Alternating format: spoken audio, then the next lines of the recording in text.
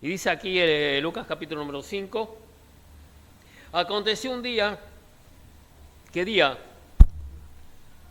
Para toda la gente que estaba allí alrededor, este fue un día particular, único. No se iban a olvidar nunca. De este día que dice Lucas, nunca se iban a olvidar. Nadie. Todos se iban a acordar. Por supuesto, el principal actor, diríamos, aquel que recibió el beneficio, nunca se iba a olvidar de este día.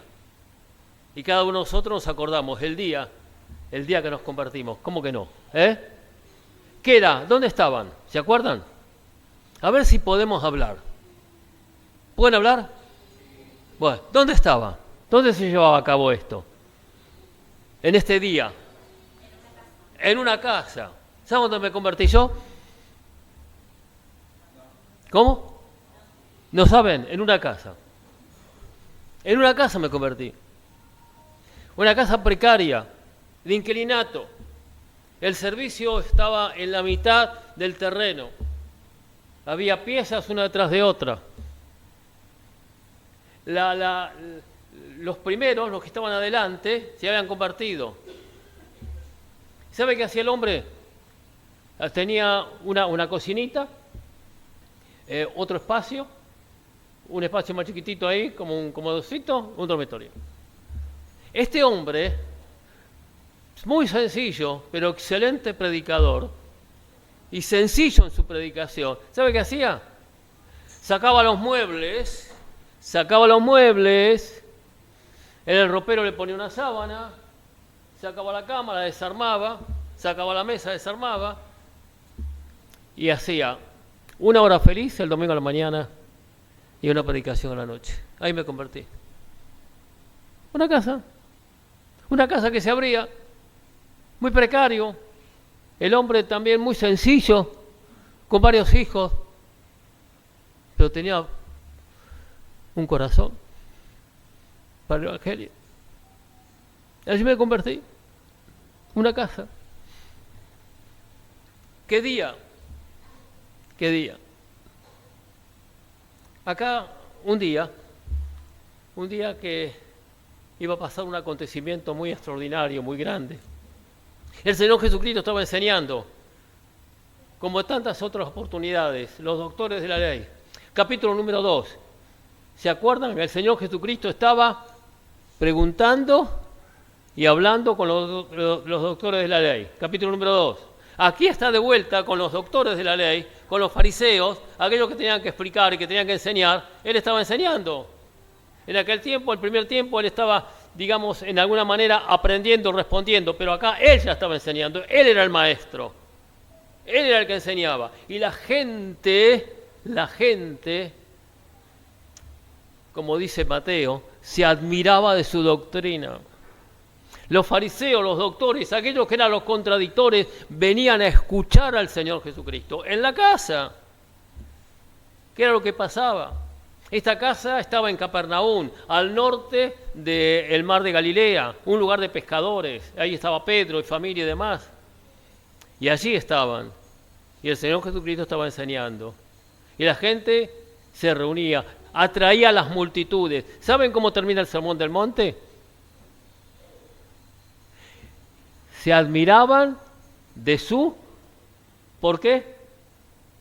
Porque enseñaba como que tiene autoridad, no como los escribas fariseos. ¿Por qué? Porque decían y no hacían. Él enseñaba como tenía autoridad. Y la gente le escuchaba con placer, con gusto, con satisfacción. Escuchaba lo que el Señor Jesucristo estaba diciendo en esa casa.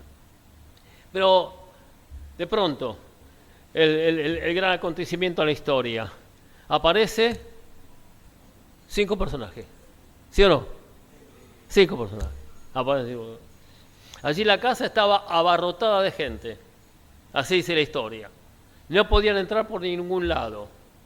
Y aparecen 4 personajes trayendo en un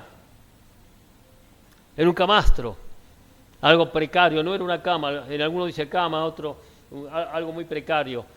Las 4 puntos llevaban así, y aparecen estos 4 hombres llevando a un hombre paralítico. No podía hacer nada este hombre. Nada podía hacer. Estaba paralítico allí. Eran 4. 4 que habían tomado decisiones importantes en su vida. Y en este momento, la decisión importante que tomaron fue una decisión de fe. ¿Saben por qué? Ellos tomaron una decisión, como dije, al ver la fe de ellos. Una cosa, la fe se ve. La fe se ve. Extraordinario. Cuando nosotros leemos Hebreos capítulo número 11, allí encontramos muchas cosas en cuanto a la fe. ¿Qué produce la fe? Carballosa escribe un libro de Santiago muy bueno que habla en cuanto a la fe. ¿Qué produce la fe? La fe, ¿qué produce? Sin obras es muerte. ¿Qué produce la fe? Obras. La fe produce obras. La fe sin obras es muerta. Y Jesucristo le dice, al ver la fe de ellos. Estos hombres, de alguna manera, sabían que el Señor Jesucristo podía curar a este enfermo paralítico. Sabían, tenían fe, por eso lo llevaron. Si no, no lo hubieran llevado. No lo hubieran llevado. ¿Se acuerdan del estanque de Betsaida? Que había muchos allí esperando que un ángel descienda, dé vuelta el agua y aparezca el milagro. Había un paralítico que lo dejaron y se fueron. Si ustedes leen la historia, un paralítico que lo dejaron ahí y se fueron. Y el paralítico le dice al Señor, y si no hay alguien que me meta, yo no puedo. Pero aquí encontramos a alguien que no lo dejaron. Hombres que tuvieron fe en el Señor Jesucristo. Decíamos que Hebreos habla lo que produce la fe. Mire, la fe produce obras. Obras. Abel, Caín. ¿Obras? ¿Sí o no? Abel y Caín, los dos recibieron la misma enseñanza, los dos. Pero uno hizo bien, otro hizo mal. Por la fe, alguien que fue, tengo el reloj. Enoc hizo obras, una vida distinta, diferente. Otro, Noé. Noé, siendo advertido de cosas que aún no se venían, con temor preparó el arca en que su casa se salvase, ¿sí o no? La fe le produjo obras. Y seguimos más adelante, produce obras. La fe produce obras, pero también la fe produce diferencia. Hay diferencia. Diferencia entre Caín y Abel. Diferencia en aquel que Dios lo llevó, lo arrebató, se lo llevó, desapareció. Diferencia con la vida.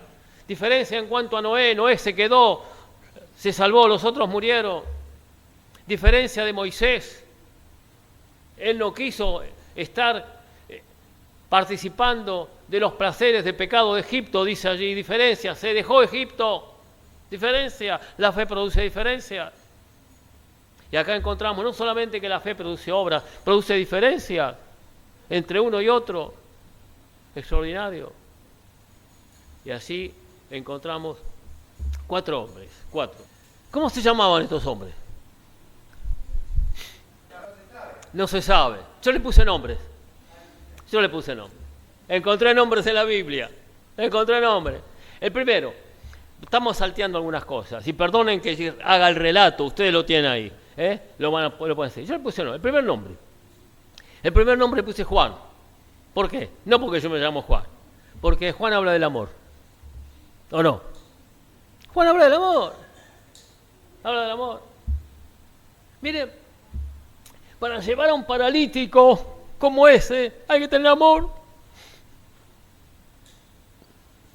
¿Sabe qué dice el capítulo del amor? ¿Cuál es el capítulo del amor? Todo lo soporta, todo lo sufre. El amor nunca deja de ser. Un mensaje para la cena y del Señor, se lo dejo. Todo lo soporta, todo lo soporta, todo lo sufre. Nunca deja de ser. no se acaba, no pierde su esencia. ¿Por qué amor? Y no hago propaganda, pero en ese tiempo no estaba la pañalera. ¿Entienden lo que les digo? En este tiempo que sucedió este acontecimiento, no estaba la pañalera. Había que llevar a una persona inválida, tenerla todo el día, tener que cuidarla, tenerla que atenderla, tenerla que limpiarla. Amor, amor. Ellos sabían que Jesucristo podía curarlo, sabían, seguro, cierto, verdadero, sabían, pero tenían que pasar por una experiencia, la experiencia de llevar a una persona inválida y tener que atenderla con todas sus necesidades físicas y difíciles. ¿No estaban ahí? No lo dejaron, lo atendieron, lo acompañaron, lo llevaron. Sufrían. Dice Pablo, todo lo sufro por amor de los escogidos, todo. El segundo lugar, el otro. Le puse nombre también al otro. ¿Qué hizo uno? Quizá ustedes lo van a descubrir también. Uno, ¿qué hizo? No podían entrar por todos lados, buscaban por acá, por allá, no podían entrar. ¿Y qué hizo? ¿Quién puede ser aquel que... Señor, cualquier cosa por ti? Pedro. Aquel que dijo, bueno, vamos a romper el techo. Tuvo visión. Por acá no, no se podía. No podía empujar a la gente. Vamos a romper el techo. Rompió el techo. El techo no es como esto, por supuesto. Había techos más duros, más durables antes y también más frágiles. El techo de esta casa aparentemente era un techo frágil, con algunas vigas de madera más gruesas, otras ramas, barro y alguna brea, y ahí fácil de poder abrir. Posiblemente, si le ponemos el nombre de Pedro sacaba el cuchillo que utilizaba para el pescado, escarbaba y podía abrir. Y allí abrieron. Hace falta no solamente para la tarea, no solamente amor, sino hace falta acción. No podemos estar todo el día con amor. No. Hace falta acción, trabajo. A veces es trabajo fácil, a veces es difícil. No era fácil, subir a un inválido. No era fácil subir a un inválido, lo subieron. Nosotros ahí vimos, ¿cómo era? ¿Rondana era? No sé si había rondana en ese tiempo, pero bueno, vamos a suponer que sí.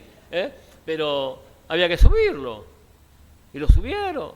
Había que esfuerzo, visión, comprensión, vamos a hacer así.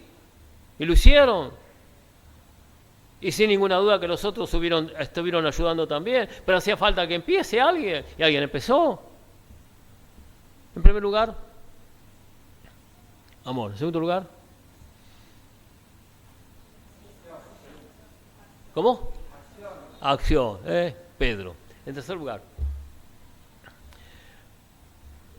Felipe el Evangelista. Felipe el Evangelista empieza bien tempranito allí su trabajo, y sigue a través de toda la historia y llega al final Felipe el Evangelista.